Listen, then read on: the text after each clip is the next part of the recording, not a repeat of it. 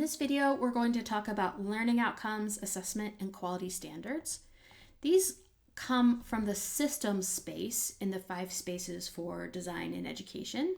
Systems are interlocking entities that affect each other. Sometimes they make it very hard to design new ways of thinking or being because they constrain each other. Systems can be like local systems, like within a single course, or they can be more global, looking at a broader education system. So for example, when we're designing a course, it usually in universities has to align with certain standards and outcomes that determine whether a student should get credit for that course, and that credit goes into a larger degree program that then creates a system for determining whether students have developed the knowledge they need for whatever degree they're developing. So you see how writing learning outcomes is more specific in a course or activity, and then assessing those becomes part of that bigger picture, whether or not they've accomplished those. In schools, public schools, we have things like the Common Core State Standards that outline what schools need to cover, what content. Learning outcomes would be taking those standards and doing something more specific in a course or activity. And then, of course, we have a lot of testing in schools to see whether ultimately we address those. For evaluating course design, it's a little bit of a different system. When we're designing online courses for, say, a university, there needs to be a way to somehow determine whether the courses are high quality.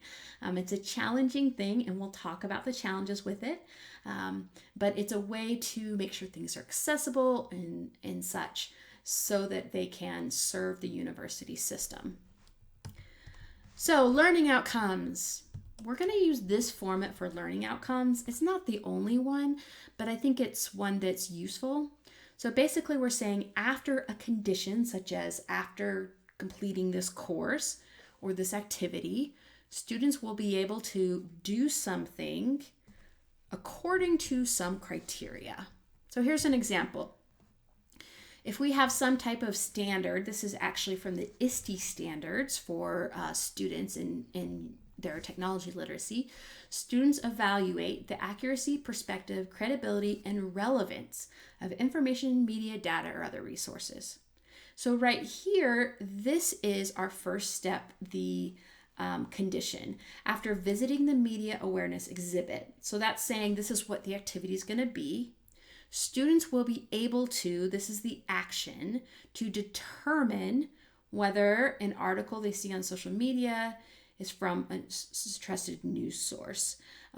So here we have the determining as the action, and then the quality is being able to do that from a trusted news source. I'm going to show you some examples from one of my courses, this specific course I'm making the video for. If I need to write a learning outcome that describes, I want my students to be able to effectively develop online courses. I have a condition, which is at the conclusion of the course, students will. That's what's going to lead to this. I have an action. They need to be able to develop online course content. But I need to have some type of criteria or modifier. So I say this criteria should reflect best practices in online teaching. I don't want just any course content. I want a specific type. Let's think about that I want my students to be able to assess pedagogies and online strategies. To make that more specific, I start with a condition, and sometimes you can just write these conditions like at the beginning, the student will, and then you can list all the outcomes after that, or the learner will. At the conclusion of the course, students will, we have an action, assess online pedagogies and instructional practices. And then we have a specific criteria. How should they do that? To determine what works best in their online teaching practice. These are all the learning outcomes for this course. Some of them are written better than others. Of course, there's other formats for writing learning objectives too. They don't always have to exactly model the framework I just showed, but this gives you an idea of what learning outcomes could be. After we write learning outcomes, we have to assess them. We need to determine whether students are successful.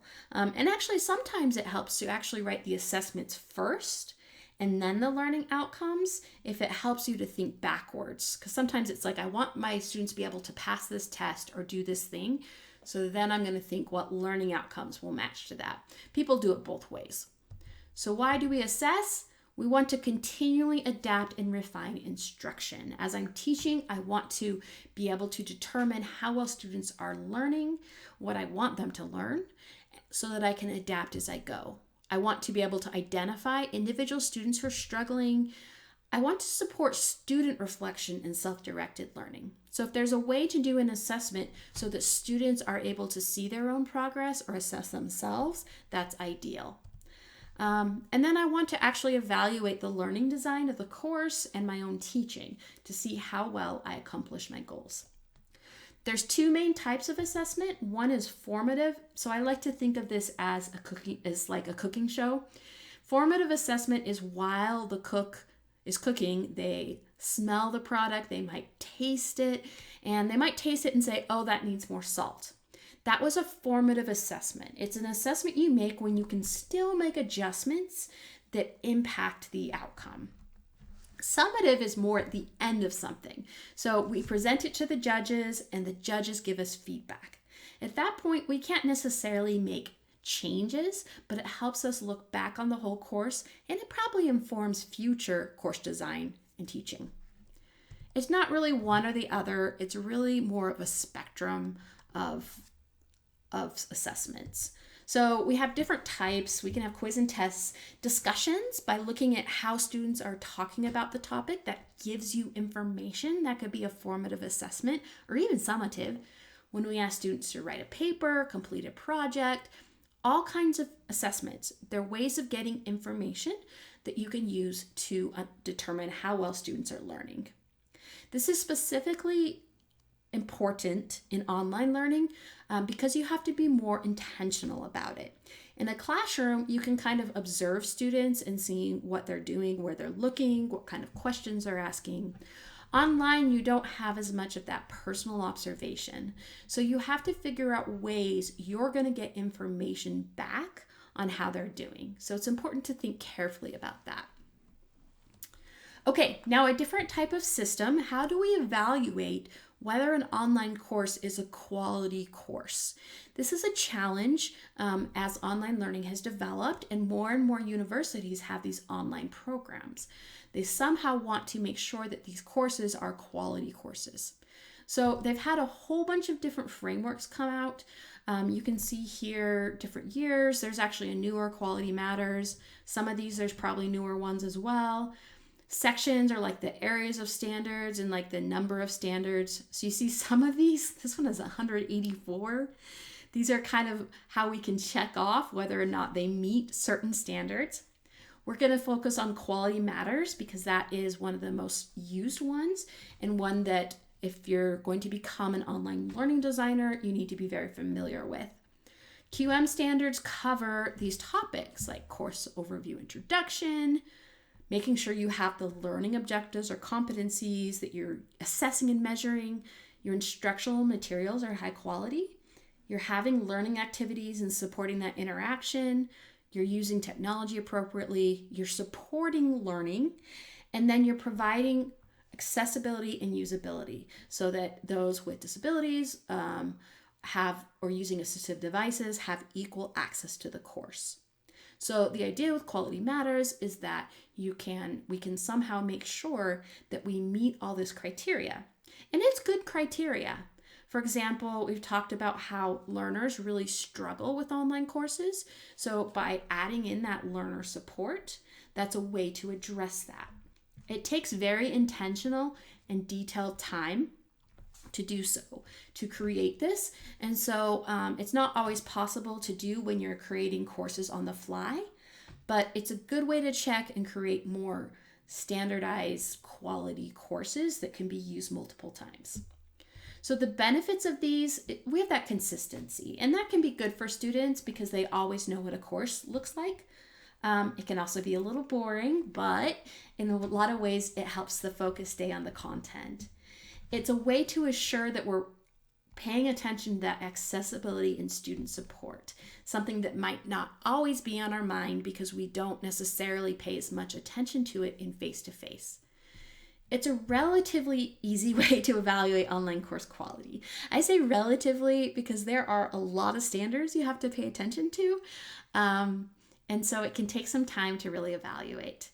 And the other thing it does is it provides standards for people not familiar with online learning and teaching. When I develop an online course, I'm somewhat familiar with how it could go to be effective. But if I've never designed a course before, it helps me know what to pay attention to. There's also some critiques of these types of frameworks, and I'm just going to briefly address them here. One is a narrow pedagogical focus that puts a lot of constraints. So for example, there are types of pedagogy such as having students determine their own learning outcomes and design their own course. In Quality Matters, if you don't have learning outcomes established, you're basically going to fail the rubric because everything is focused on those learning outcomes. So that can limit your ability to adapt to the specific students in your course. That goes with the limiting creativity. It sets forth one way or format to do an online course. There is flexibility, and they say there's flexibility, but most people, as they use it, they don't use it flexibly. And that goes to the affordances of something. It pushes the user to do things in certain ways to fit the standards, which sometimes prevents people from being as creative. Another critique is it's focused on the course design, not the implementation. So sometimes we assume, it's a quality course, it's designed, that means that that's all we have to do. And we don't think about how it's actually implemented, the teacher role, the teaching presence. And then some people say it's a superficial attention to accessibility and learner support. It's kind of just a checkbox. Did I include this? Did I include this? Did I include this? Instead of really purposefully thinking about what I'm going to do to support my students. So, main takeaways. We've got lots of takeaways for this one. First is learning outcomes that give us a focus for curriculum development and a way to measure our success. They should include a condition, action, and criteria. And then assessment, we can be formative or summative. And online learning requires very intentional collection of information for assessment, since we don't have that visual ongoing relationship where we're seeing our students and such. We have to be more intentional about figuring out how they're doing. And then online course evaluation frameworks like Quality Matters focus on the course design, and there's mixed opinions about how well they support effective learning and fit in online learning systems and programs. Thanks for watching.